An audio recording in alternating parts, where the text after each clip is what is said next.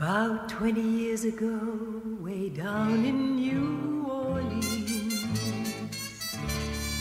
a group of fellas found a new kind of music, and they decided to call it jazz. No other sound has what this music has. Before they knew it, it was whizzing round the world.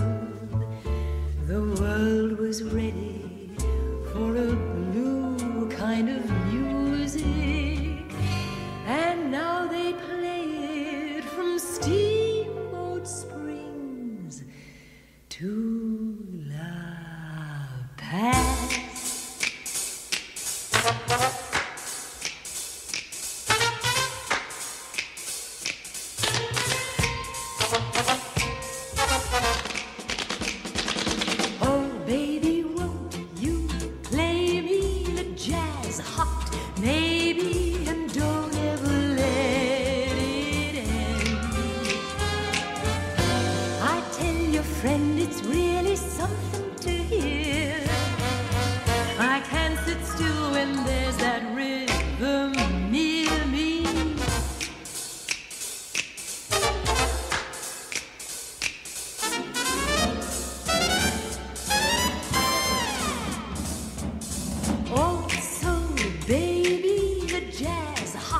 Maybe